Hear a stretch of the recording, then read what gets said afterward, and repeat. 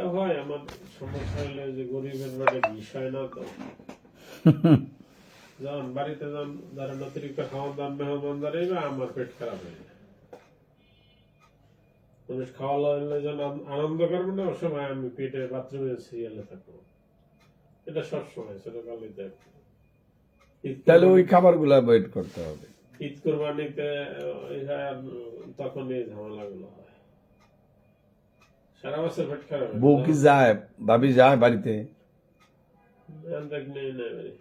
নেন নাই এখনো? কয় বছর হইল? তো পরে কত বছর পরে নিবে? নিব হইলো যে সমস্যা হইলো যে বিয়ের পরপরই মেয়ে যাইতে চায় না? মেয়ে যাইতেছে বাড়িতে ওই যে তখন ঘর ছিল পুরান ঘর পরে না করলেন? পুরান ঘরের পরে নতুন ঘর পুরান ঘর ভাঙিয়ে নতুন ঘর করা হইবে এই যে একটা মালামালের অ্যারেঞ্জ থাকে না পুরান ঘরের মধ্যে তখন নেওয়ার পরিবেশ ছিল না এরপর ভাঙ্গার পরে এখন এই ঘরই কমপ্লিট হচ্ছে না আটকে গেছেন? আমার মা খালি একটার পর একটা যেটা আগে দরকার সেটা সে করতেছে না সে খালি মনে করতেছে যে এখন ওইটা মনে হয়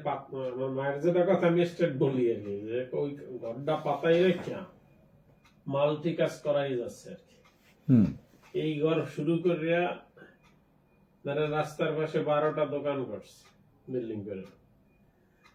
এরপরে আবার রাস্তার পাশে তার জমি এখন আর এক জায়গায় আবার 2 লাখ টাকাতে মাটি কাটাই উঁচু করছে এই এখন আবার 4-5 লাখ টাকার অ্যারেঞ্জ হয়েছে দেখেন তো এক ফ্লোরের মানে ঘরের 7টা সব হয়ে গেছে প্লাস্টার হয়ে গেছে টাইলস লাগাই কমপ্লিট করতে পারত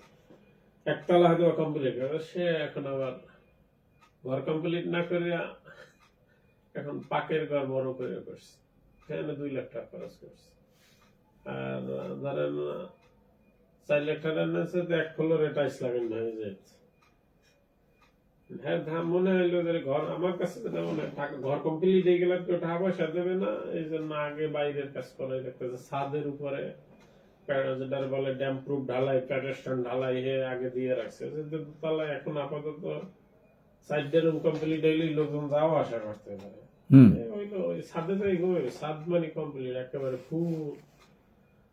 মানে ছাদের ঢালাই উপরে ড্যাম প্রুফ ঢালাইটা করছে ওইটা মানে 1.5 লাখ টাকা খরচ করছে আবার ছাদের দুই পাশে স্বাভাবিক মানুষ 1.5 ফুট গাতে না হে গাছে 3 ফুট আর নাতি পরি যাইবে হ্যাঁ না নাতিরা পড়ে যাবে হ্যাঁ নাতিরা পড়ে যাবে কিন্তু ভিতরে নাতিদের ঠিক মতো দৌড়ইবে ঠিক মতো ওই জায়গাটা আনতে কষ্ট আছে নাহলে এই জন্য নিতেছেন না? না তারা যাইতে চায় না, চাপ দেয় না আপনারে? আমি নিতেছি না আর আমি এখন তো আমি নিতেছি মানে নিতে হইবে আমার পরিবারের এখন ভাবখানা হলো তো আমি তো সবাই ছোট সবাই বিয়া টিয়া যেখানে যায় অ্যারেঞ্জ